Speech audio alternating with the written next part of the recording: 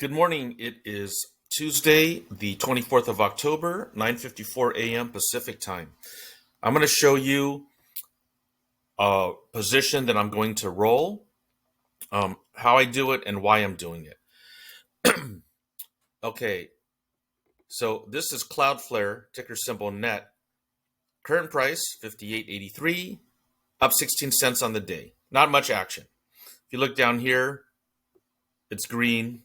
Obviously, that can change anytime.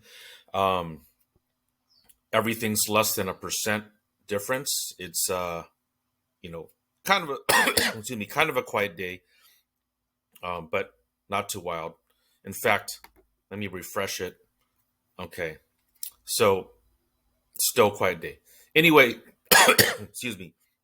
What I'm going to do is I'm going to show you why I do this, and then I'll do it. Okay, so you see this price here, 58.83. You see this option.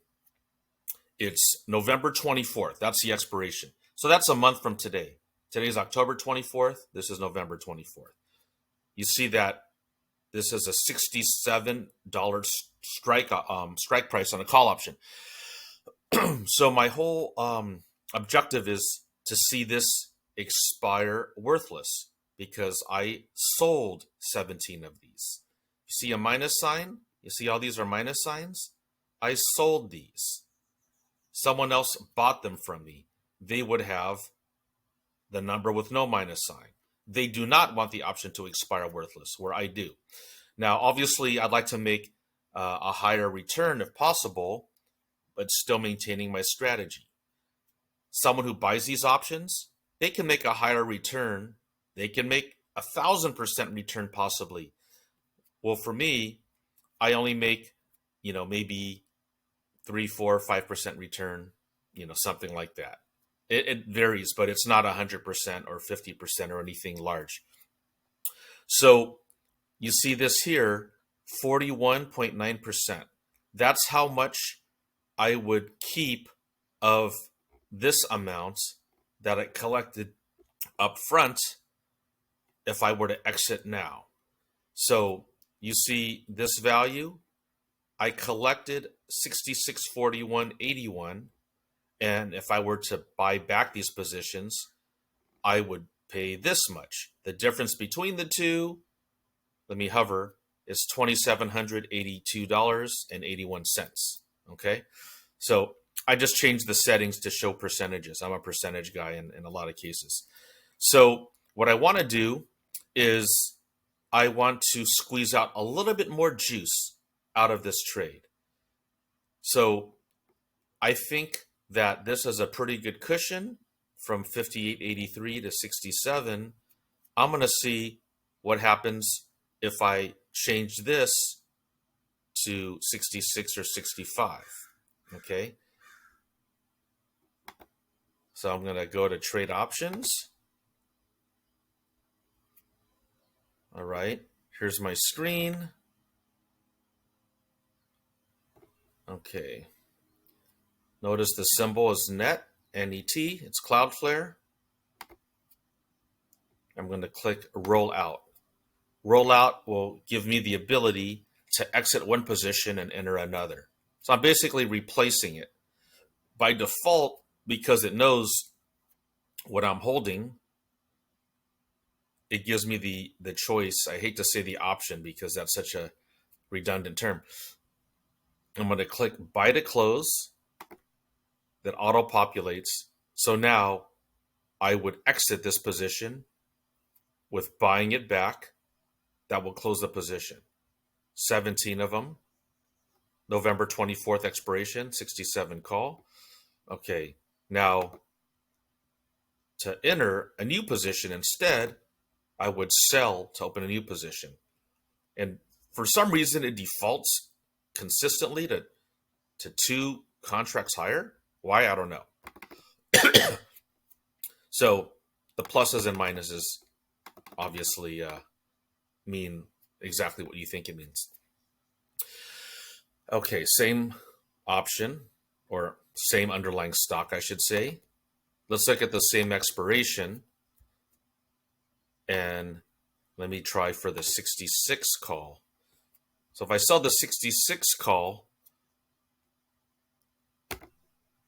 I would squeeze out another $289 or more at this moment. Okay, this is the mid. I like to go with the mid. So I'll actually click that here. That's $459. So I would squeeze out $459 in theory before commission with the same time frame by making this move. Let's say I go a little bit more aggressive and I hit the 65 strike. Okay, and I look at the mid. Now that's $1,020 that I can potentially collect in the same time frame above and beyond what I already collected. So why am I doing this? I'm doing this because I believe that Cloudflare will not hit $65. I give a lot of breathing room in cases, and then I bring it back so it's closer to the money. This is considered the money, the current action, the current price of the underlying stock. So what if I do this and Cloudflare, it shoots up to 65 before November 24th? Then what happens? If that does happen, which it very well could, I would buy back this position. I'd likely have to lose on that position. This position, if I buy back now, I win. So I locked in some profit, and I'm buying it back with new money from the market, which is the money I collect from this position. It's almost like trading in a car for another car. If the car you're trading in is worth more than the car that you're buying, then there's a difference there. And let's say you trade in a Rolls Royce and you want a Honda, and it's the same year, and there's no damage to either car. You're probably going to get a credit. So this is my quick way of thinking of a scenario that would make sense to match this. So I'm trading this back in, buying it back to close, and replacing it with a position that I'm selling to open. The net difference is a credit. Okay, so you see there's market, meaning you take whatever the market gives you. I do not recommend that because you are leaving yourself open for pain to get hammered. It's like giving someone a blank check. So try not to do this unless you have no choice. Limit debit means you are paying for a position or several positions. Credit means you're collecting premium net, and then even means they both match each other, and you're just replacing a position, and it's a wash. Okay, so these numbers obviously are changing. I'm gonna go for the 65 strike. That gives a $6 gap in between. Can it happen? Sure. That would be a 10% jump if it happened, which is a pretty big jump in a month. But I'm willing to take the chance, and we'll see how it plays out. Okay. I'm actually going to go slightly below the mid price. 969, review order. After commissions, it's 946. Place the order.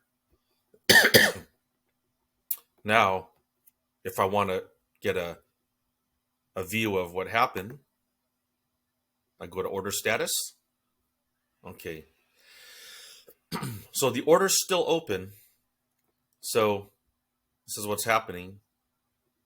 It's a rollout. I'm rolling out a call option, switching one for another. It's open.